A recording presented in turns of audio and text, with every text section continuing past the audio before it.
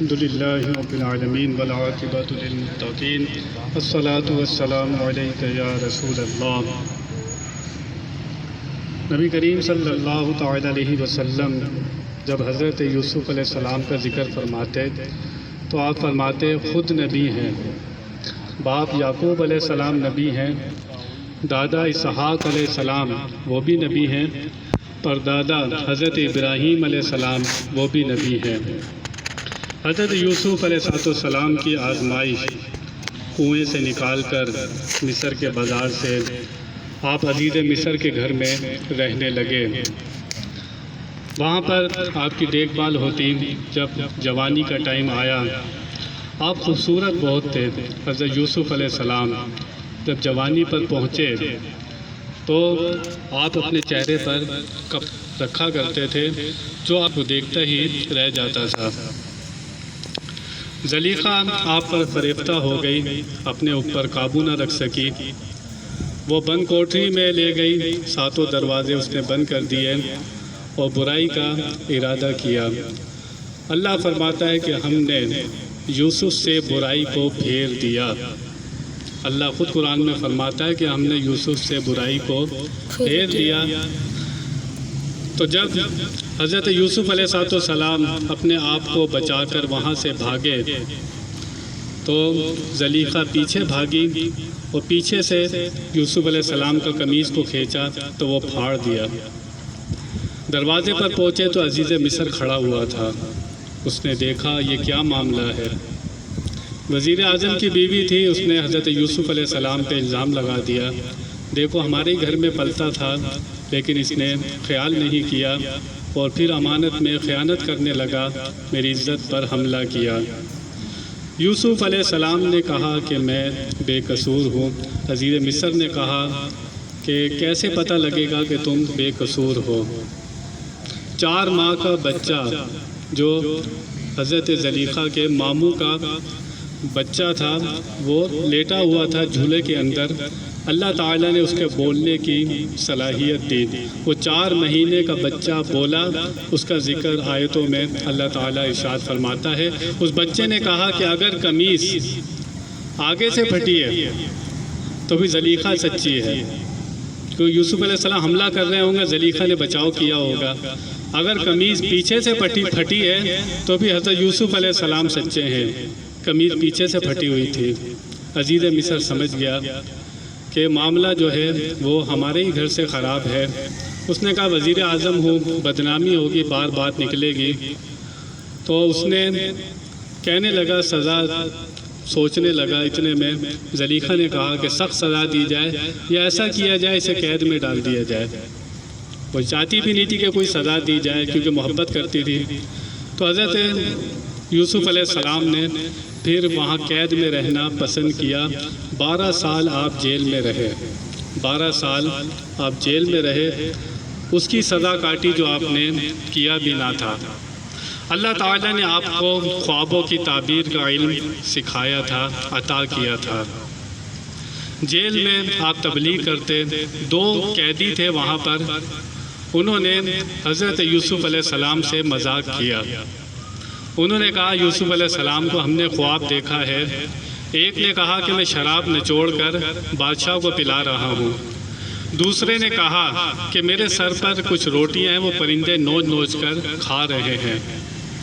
یوسف علیہ السلام نے ٹائم نہیں لگایا، فرمایا جو شراب نچوڑ رہا تھا خواب میں، فرمایا تو بادشاہ کے پاس لگے گا، بادشاہ کا خاص آدمی ہوگا۔ دوسرے کو کہا کہ تجھے سولی چڑھ جائے گی، سولی لگے گی تجھے۔ اور جس کو کہا تھا سولی لگے گی وہ تو کہنے لگا یوسف علیہ السلام ہم نے تو خواب دیکھے ہی نہیں، ہم تو آپ سے مذاق کر رہے تھے۔ یوسف علیہ السلام نے کہا جو میرے منہ سے نکل گیا ہے اب ویسا ہی ہوگا۔ یہاں سے پتہ لگا کہ اللہ والوں سے مذاق نہیں کرنا چاہیے۔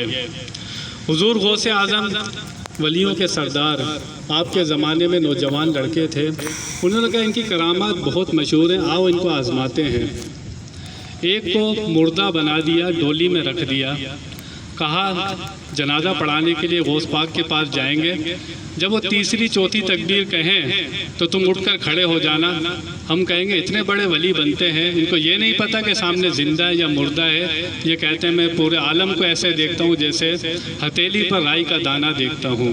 وہ نوجوان لڑکے تھے، بنا کر آ گئے غوث پاک کے پاس، کہنے لگے آپ جنازہ پڑھا دیں۔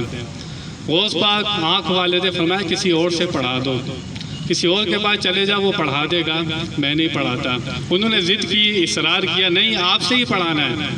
غوث پاک نے کہا اچھا سامنے رکھ دو، پھر سامنے رکھ دیا۔ پہلی تکبیر غوث پاک نے اللہ اکبر، دوسری تکبیر، تیسری، چوتھی، اس کو کہا تھا چوتھی پہ کھڑے ہو جانا، وہ کھڑا نہیں ہوا۔ بعد میں کہنے لگے، رونے پیٹنے لگے، اس کو دیکھا تو وہ مر گیا تھا۔ غوث پاک نے کہا جب میں نے چوتھی تکبیر کہی تھی تو یہ مر گیا تھا اس ٹائم۔ اللہ والوں سے مذاق نہیں کرنا چاہیے۔ یوسف علیہ السلام سے انہوں نے مذاق کیا کہ ہم نے خواب دیکھے ہیں۔ یوسف علیہ السلام نے جیسا کہا تھا ویسا ہی ہوا۔ وہ جس کو کہا تو بادشاہ کا خاص آدمی لگے گا، تو شراب پلائے گا، وہ اپنی ڈیوٹی پر لگ گیا۔ یوسف علیہ السلام نے کہا تھا جب بادشاہ کے پاس جانا تو میرا بتانا ایک بے قصور آدمی جیل میں بند ہے، لیکن وہ بندہ بادشاہ کو بتانا بھول گیا۔ لیکن اللہ کا کرنا، بادشاہ نے خواب دیکھا، خواب دیکھنے کے بعد بادشاہ خواب بھی بھول گیا، تو آپ کہنے لگا کہ اس کی تعبیر کون بتائے گا، میں نے ایک خواب دیکھا ہے۔ اس بندے کو یاد آ گیا جس کو کہا تھا یوسف علیہ السلام نے، کہنے لگا ایک بندہ ہے بادشاہ، وہ جیل میں ہے، وہ منٹوں میں خواب کی تعبیر بتاتا ہے، جو بتاتا ہے ویسے ہی ہوتی ہے۔ تو بادشاہ نے کہا اتنے کام کے بندے کو جیل میں رکھا ہوا ہے، جلدی سے بلا کے لاؤ اسے۔ جب وہ گئے یوسف علیہ السلام کے پاس، یوسف علیہ السلام نے کہا نہیں میری پہلی بے گناہی ثابت کرو پھر میں باہر آؤں گا۔ بادشاہ کے سامنے پورا قصہ بیان کیا گیا کہ اس طرح ہوا، پھر آپ جیل میں گئے۔ حضرت زلیخا بھی آئی، اس کی سہیلیاں بھی آئیں، سب نے کہا کہ یوسف علیہ السلام سچا ہے، غلطی ہماری طرف سے تھی۔ یوسف علیہ السلام پھر باہر آئے۔ حضرت زلیخا کی سہیلیاں بڑا طعنہ دیتی تھیں کہ وزیر اعظم کی بیوی ہو کر ایک غلام پر جو گھر میں رکھا ہوا ہے اس پر فریفتہ ہو گئی، تو وزیر اعظم کی بیوی ہو کر۔ زلیخا نے کہا یوسف علیہ السلام کو آپ میری کوئی بات نہیں مانتے، ایک بات مان لیں، ایک دفعہ میری سہیلیوں کے سامنے سے گزر جائیں ذرا۔ زلیخا نے پھل دیے، چھری دی اور کہا کہ یہ کاٹو۔ وہاں سے یوسف علیہ السلام کو کہا کہ آپ سامنے سے نکل جائیں۔ یوسف علیہ السلام سامنے سے نکلے، انہوں نے پھل کیا کاٹنا تھا وہ اپنی انگلیاں کاٹ لی، انہیں پتہ بھی نہیں چلا۔ وہ ایسے جلووں میں یوسف علیہ السلام کے گم ہو گئے۔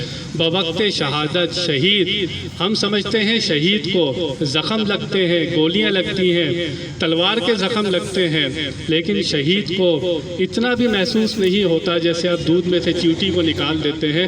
بوقت شہادت شہید جنت اور اللہ کے دیدار میں گم ہوتا ہے، اسے تکلیف کا پتہ نہیں چلتا۔ قرآن بتا رہا ہے جب کوئی یوسف علیہ السلام کے حسن میں پیرفتہ ہو جائے تو اسے تکلیف کا پتہ نہ چلے، جو اللہ کے جلووں میں گم ہو جائے اسے تکلیف کا کہاں پتہ چلے۔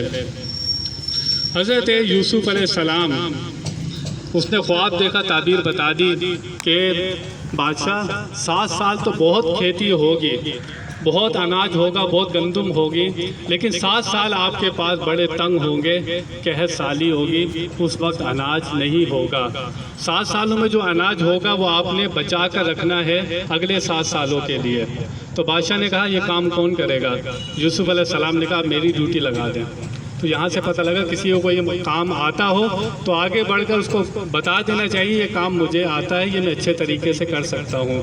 یوسف علیہ السلام نے وہ ڈیوٹی لی، 7 سال خوب اناج ہوا، آپ نے اناج کو سنبھال کر رکھا۔ اگلے 7 سال جب آئے وہ قحط سالی کے تھے، تو یوسف علیہ السلام پھر اپنی رعایا کو تھوڑا تھوڑا اناج دیا کرتے تھے کہ سنبھال کر استعمال کرو۔ آپ نے وہ 7 سال اس طرح گزارے۔ کنان میں بھی قحط پڑا، بھائی بھی آ گئے گندم لینے کے لیے۔ یوسف علیہ السلام تخت پر بیٹھے ہوئے ہیں، 10 کے 10 بھائی سامنے آئے۔ یوسف علیہ السلام نے پہچان لیا میرے بھائی آ گئے۔ بھائی آئے کہنے لگے ہمیں بادشاہ اناج چاہیے۔ انہوں نے یوسف علیہ السلام کو پہچانا نہیں۔ یوسف علیہ السلام نے درباریوں سے کہا کہ ان کو خوب اناج دو، بوریاں بھر بھر کے دی، خود ان کو اناج بھی دیے، جو پیسے لائے تھے وہ بھی ان کی بوریوں میں رکھ دیے، خوب خاطر تواضع کی ان کی۔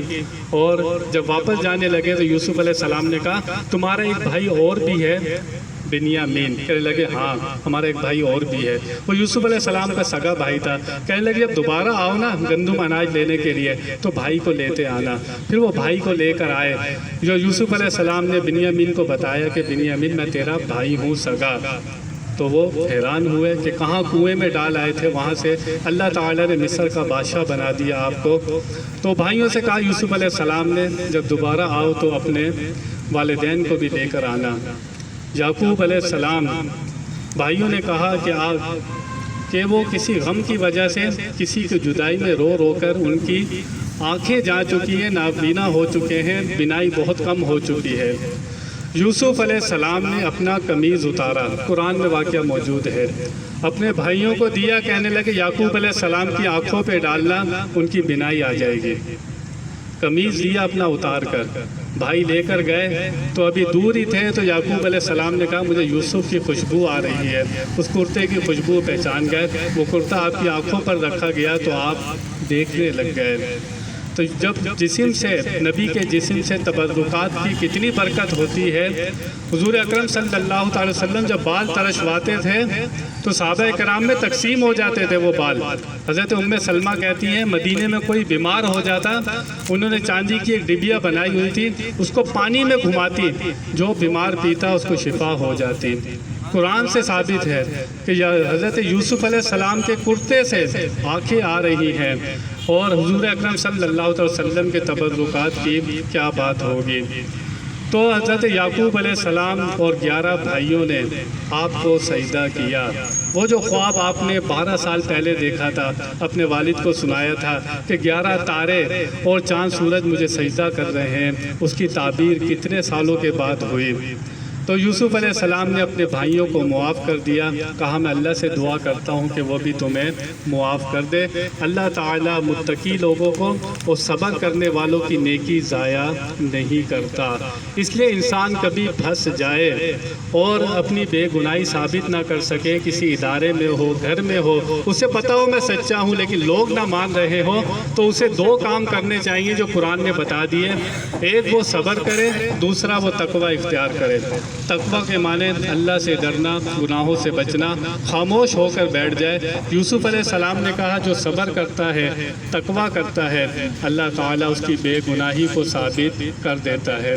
اللہ تعالیٰ ہمیں ہدایت اور تقوی عطا فرمائے۔ بیان میں کوئی غلطی اللہ کی بارگاہ میں توبہ کرتا ہوں۔ آخر دعوانا ان الحمد للہ رب العالمین۔ الحمد للہ رب العالمین والعاقبۃ للمتقین۔ الصلاۃ والسلام علیک یا سیدی یا رسول اللہ یا ارحم الراحمین یا ارحم الراحمین۔ مولا کریم نماز تراویح پڑھنا، مولا کریم روزہ رکھنا، ذکر و اذکار کرنا اپنی بارگاہ میں قبول فرما۔ مولا کریم ہم میں جتنے بیمار ہیں ان کو صحت عطا فرما۔ مولا کریم ہمارے والدین کی، ہماری تمام امت مسلمہ کی بخشش فرما۔ مولا کریم خاتمہ بالخیر فرما۔ تجھے بدل کرتے نہیں لگتی بار، نہ ہو تجھ سے مایوس امیدوار، ببرکت ان اللہ وملائکتہ یصلون علی النبی یا ایھا الذین آمنوا صلوا علیہ وسلموا تسلیما۔ اللہم صل علی سیدنا و مولانا محمد معدن الجود والکرم وآلہ وصحبہ وبارک وسلم۔ سبحان ربک رب العزۃ عما یصفون وسلام علی المرسلین والحمد للہ رب العالمین۔ بحق لا الہ الا اللہ محمد رسول اللہ۔